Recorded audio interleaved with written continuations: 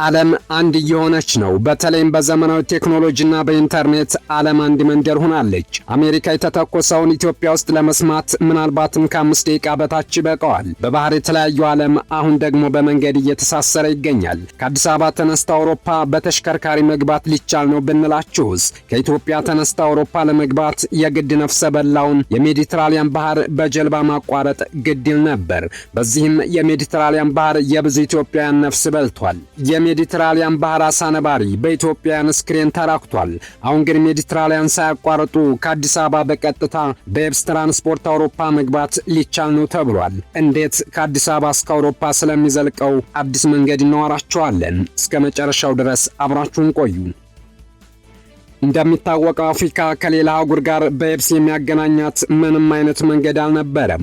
እንኳንስ አፍሪካን ከእስያ ወይም አውሮፓ ቀርቶ የአፍሪካ ሀገራትን እርስ በርስ የሚያገናኝ እንኳን አውራ ጎዳና አልነበረም። አሁን ላይ ግን እጅግ የሚያስገርሙ ግዙፍ የመንገድ ፕሮጀክቶች እየተሰሩ ይገኛሉ። በዚህ ፕሮጀክት ስር ደግሞ አውሮፓና አፍሪካን በየብስ ትራንስፖርት የሚያገናኘው የባቡር መስመር ዋነኛው ነው።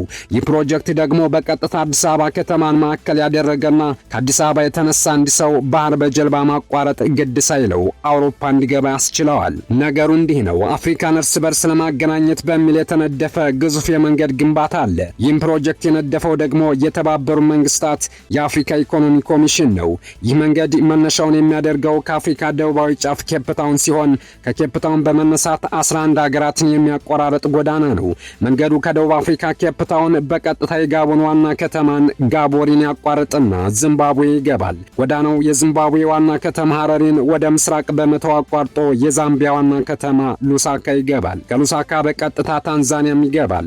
ከታንዛኒያ ዋና ከተማ በመነሳት ኬንያ ናይሮቢ ያርፋል። ይህ መንገድ ከናይሮቢ በቀጥታ 1400 ኪሎ ሜትር በማቆራረጥ አዲስ አበባ ይገባል። መንገዱ ከአዲስ አበባ በመነሳት በጎንደርና ጎጃም አቆራርጦ ሱዳን፣ ከሱዳን ግብጽ ካይሮ ማረፊያውን ያደርጋል። ይህም በጠቅላላ 9859 ኪሎ ሜትር ይሆናል። ይሄው መንገድ በሜዲትራሊያን ባህር ዳርቻ በመጓዝ ሊቢያ ትሪፖሊ ከዚያም ቱኒዚያን አቋርጦ የአልጄሪያ ዋና ከተማን በማለፍ ወደ አውሮፓ መሻገሪያዋ ሞሮኮ ራባት ይደርሳል። ይህ መንገድ ከሞሮኮ በቀጥታ ወደ አውሮፓ የሚያሻገር የባቡር መስመር እየተገነባለት ሲሆን ከጥቂት ጊዜያት በኋላ በባህር ላይ የሚገነባው የባቡር ድልድይ አገልግሎት ይጀመራል ተብሏል። እንደሚታወቀው አፍሪካ በሞሮኮ በኩል ከአውሮፓ የምትርቀው 13 ኪሎ ሜትር ብቻ ነው። እንግዲህ መስመር በመጠቀም ከአዲስ አበባ በመኪና የትራንስ አፍሪካን ሃይዌይ ጎዳና በመያዝ ሞሮኮ መግባት የሚቻል ሲሆን ከሞሮኮ በባቡር ተሳፍረው ውሃ ሳይነኩ አውሮፓ መግባት ተቻለ ማለት ነው። ይህ ፕሮጀክት እጅግ በጣም ግዙፍ ሲሆን አፍሪካን ከድህነቷ ያላቅቃታል ተብሎ ተስፋ የተጣለበት ነው። ይህ በአዲስ አበባ የሚያቋርጠው ትራንስ አፍሪካን ሃይዌይ አንዱ ፕሮጀክት እንጂ ሌሎችም የአፍሪካ ሀገራትን እርስ በርስ የሚያገናኙ 8 የመንገድ ፕሮጀክቶች አሉ። በአጠቃላይ 9 ማለት ነው። እነዚህ 9 የመንገድ ፕሮጀክቶች በአጠቃላይ 56683 ኪሎ ሜትር ይረዝማሉ። ይህ የአፍሪካ ታላቅ መንገድ ወይም ትራንስ አፍሪካ ሃይዌይ እንደ አዲስ የሚሰራ አይደለም። መስመሩ ያለና የነበረ ነው። ላብነት ከሞያሌ የሚነሳ የኢትዮጵያ መንገድ በአዲስ አበባ አቋርጦ ጎጃም፣ ጎንደር ገብቶ ሱዳን መተማ ድረስ ይዘልቃል። ፕሮጀክቱን የያዘው አካል ዋና ተግባሩ በየሀገሩ ያሉትን ሀገር አቋራጭ መንገዶች እንዲተሳሰሩ ማድረግ ነው። አፍሪካ ውስጥ ከመንገዶች በላይ ግንኙነቶችን የሚከለክሉት መንግስታት ናቸው።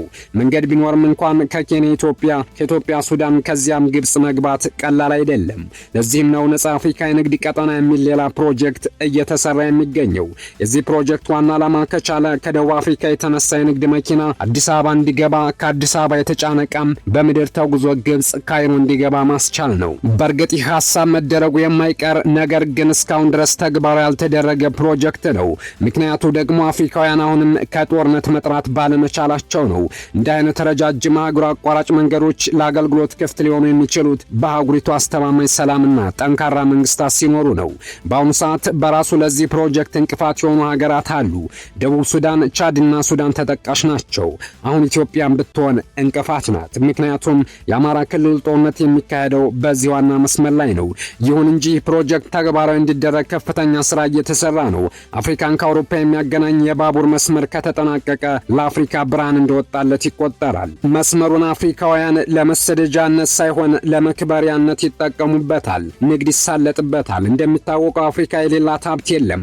ከማዕድን እስከ ተፈጥሮ ሀብት ድረስ የተንበሸበሸች ናት። ድህነቷ የራሷን ሀብት መቆጣጠርና መጠቀም አለመቻሏ ነው።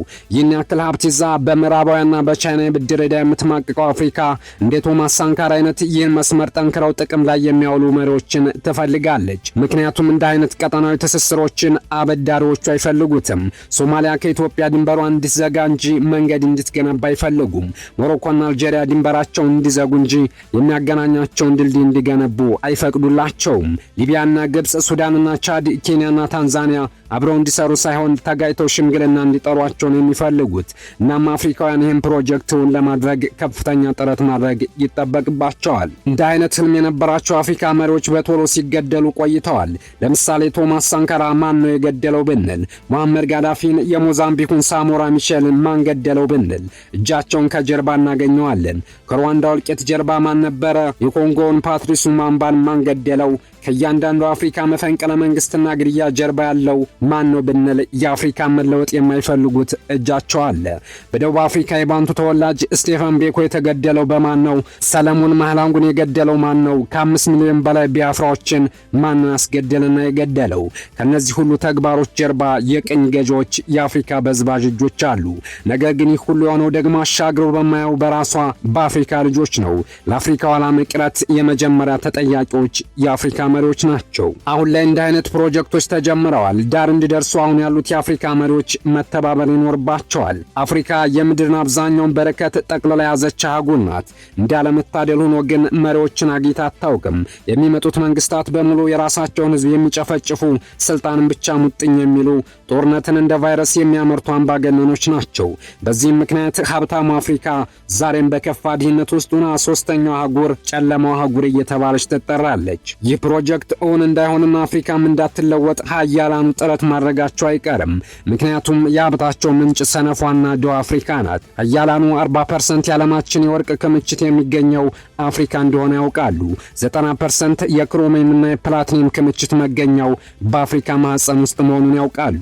አብዛኛው የፕላኔታችን የኮባልት የዳይመንድና የዩራኒየም መጠባበቂያ ክምችት መገኛው አፍሪካ መሆኑን በአድራሻ ለይተዋል። 65% የሚታረስ መሬትና 10% ለመጠጥ ሊሆን የሚችል ንጹህ የጉድጓድ ውሃ ክምችትን ይዛለች። በምድራችን ማዕፀን ውስጥ ከተፈጠሩ ልዩ ልዩ ማዕድናት ውስጥ 30% ክምችት፣ 12% የዓለማችን የነዳጅ ክምችት፣ 8% የፕላኔታችን የተፈጥሮ ጋዝ ክምችት የሚገኝባትን አፍሪካን የሚያውቁት ሀያላኑ ያለ አፍሪካ ሀያልነታቸው አይቀጥልም ይባላል። የቻይና፣ የአሜሪካ፣ የጃፓን፣ የህንድና የአውሮፓን አብዛኛውን ክፍል ድምር የቆዳ ስፋትን የምትገዝፈው የ54 ሀገራት አፍሪካ የማታካትተው የጂኦፖለቲካ ስትራቴጂም ሆነ የማይኖራት ጸጋ እንደሌለ ይታወቃል። ይህን ሀብቷን ተጠቅማ ተለውጣ ማየት የኛም ህልም ነው። አበቃን። መልካም ጊዜ ተመኘን።